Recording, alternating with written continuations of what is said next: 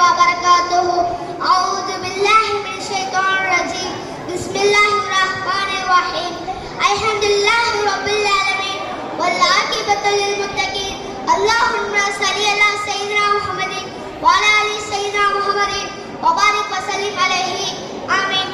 இங்கு பேச கொடுக்கப்பட்டுள்ள தலைப்பு கலாச்சார சீரழிகளும் காமல் நபியின் போதனைகளும் என்பது பற்றியாகும்.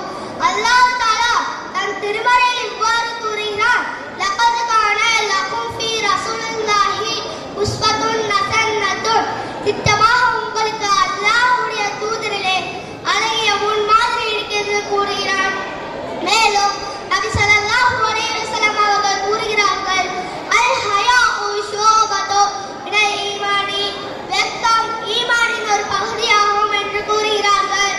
அல்லாஹ் தஆலா நம்மை ஈமான் கொண்ட மனிதராக படைத்ததற்கு நாம் ஆயுள் முழுதும் நன்றி செலுத்தினாலும் போதாது. ஆனால் நாம் எந்த மாதிரியான வாழ்க்கையை வாழ்ந்து கொண்டிருக்கிறோம் என்று சிந்தித்து பார்க்க வேண்டும். அல்லாஹ் தஆலா ஆதமுடைய மக்களை கண்ணியப்படுத்தியுள்ளோம் என்று குர்ஆனில் கூறுகிறார். ஆனால் ஷைத்தான் மனிதர்களை எவ்வாறு வழிகெடுக்கலாம், இழிவுபடுத்தலாம் என்று பெரும் முயற்சி செய்கிறான். நாம் அதற்கு கொஞ்சம் செவிசாய்த்தால் கூட அவனின் வலையில் சிக்க வைத்து விடுகிறான். எனவே ஷைத்தானின் தீங்கை விட்டோம் அல்லாஹ்விடம் அதிகமாக பாதுகாப்பு தேட வேண்டும். இன்ஷா அல்லாஹ். நபி ஸல்லல்லாஹு அலைஹி வஸல்லம் அவர்கள் கூறுகிறார்கள், யாருக்கு வெட்கம் என்று ஒன்று இல்லையோ அவர்கள் தான் நாடியதை நடத்தி கொள்ளட்டும் என்று கூறுகிறார்கள். பாவத்தின் மூலதனம் வெட்கம் என்ற தன்மை இல்லாமையாகும். அந்நிய பெண்களும் சகஜமாக பேசுதல், செல்போனில் உரையாடுதல், வெளியே செல்லுதல், இவை இறுதியில் பெரும் ஆபத்தையும் நஷ்டத்தையும் விளைவிக்கும். நாம் அந்நிய மதங்களிலும் அந்நிய நாட்டின் கலாச்சாரத்தையும் பின்பற்றுகிறோம். மறுமையில் அவர்கள் நமக்கு சிபாரிசு செய்ய மாட்டார்கள். நமது முஹம்மது நபி ஸல்லல்லாஹு அலைஹி வஸல்லம் அவர்கள் நமக்கு சிபாரிசு செய்வார்கள்.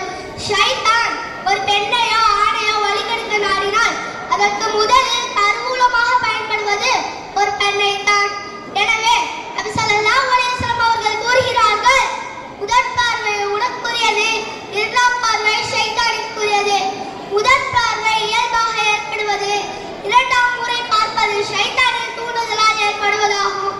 அல்லாஹ் தஆலா தன் திருமறையில் இவ்வாறு கூறுகிறான், இவ்வுலக வாழ்க்கையானது வெறும் வீண் விளையாட்டை தவிர வேறு ஒன்றுமில்லை. பயபக்தி உடையவருக்கு மறுமையின் வீடே சிறந்ததாகும் என்று கூறுகிறார். நபி ஸல்லல்லாஹு அலைஹி வஸல்லம் அவர்கள் கூறுகிறார்கள், ஒரு காலம் வரும் மார்க்க நெறி பிறழாமல் ஒருவர் வாழ நினைத்தால் உள்ளங்கையில் நெருப்பை வைத்தது போலதான் வாழ வேண்டும். கையில் நெருப்பை வைத்தால் எவ்வாறு தடுமாறுவாரோ அவ்வாறு தன்னை தற்காத்துக் கொள்ள போராடுவார். அவ்வாறு ஒருவர் தீனின்படி சரியாக வாழ நினைத்தால் உங்களின் 50 பேரின் கூலி அவருக்கு உண்டு என்று கூறினார்கள். அப்போது ஒரு சஹாபி கேட்டார், அவர்கள் காலத்தில் வாழும் 50 பேரா, எங்கள் காலத்தில் வாழும் 50 பேரா என்று. அதற்கு நபி அவர்கள் கூறினார்கள், உங்கள் காலத்தில் வாழும் 50 பேர் என்று. ஏன் என்று அந்த சஹாபி கேட்டார், நீங்கள் நல்லதை தூண்டும் சக்திகளை பெறுகிறீர்கள். அந்த காலத்தில் எல்லா பக்கங்களிலும் ஃபித்னா சூழ்ந்திருக்கும். அந்நிலையிலும் அல்லாஹ் தஆலாவுக்கு பயந்து வாழ்வார்கள். இப்பொழுது எங்கு பார்த்தாலும் செல்போன்களில் சிக்கி வாலிபர்கள், ஆண்கள், பெண்கள், சிறியவர் முதல் பெரியவர் வரை நேரத்தை வீண் செய்கிறோம். முந்தைய சில காலம் இளம் வயது என்பதுதான் பாவங்களில் விழும் காலம் என்று கருதப்பட்டிருந்தது. பருவ வயது ஆண் பெண் தான் பாவங்களை செய்திருந்தனர். ஆனால் இப்போது செல்போன் டெக்னாலஜி வளர்ந்த பிறகு வயதுக்கு வந்த பெண்கள் ஆண்கள், வயதான பெண்கள் ஆண்கள் என்று வயது வித்தியாசமின்றி அற்பம் படத்துக்கு ஆசைப்பட்டு பிரபலமாக வேண்டும் என்று ஆசைப்பட்டு செல்போனில் டிக்டாக் செய்தார். அந்நிய ஆண்களுடன் பேசுதல் என்று எல்லா ஹராம்களும் நடக்கின்றன. மேலும் மது, புகைப்பிடித்தல் போன்ற போதைக்கு அடிமையாவது போலாகும். அதை நாம் கட்டுப்பாட்டில் வைக்காவிட்டால் அதன் கட்டுப்பாட்டில் நாம் செல்லும்படி ஆகிவிடும். அதே போன்று பெண்கள் இறுக்கமாடை அணிவது, இஸ்லாமிய பெண்கள் டிக்டாக் செய்வது, நறுமணம் பூசுவது, பூ வைத்துக் கொண்டு வெளியே செல்லுவது, இன்னும் சொல்லிக்கொண்டே போகலாம். சொர்க்கத்தின் தலைவி ஃபாத்திமா ரலியல்லாஹு அன்ஹா அவர்கள் தன் கணவருக்கு மட்டும் அழகாக தெரிய வேண்டும், மற்ற மற்றும் அந்நிய ஆண்களுக்கு அழகில்லாமல் கிளவியின் தோற்றம் போல் தெரிய வேண்டும் என்று துவா செய்தார்கள்.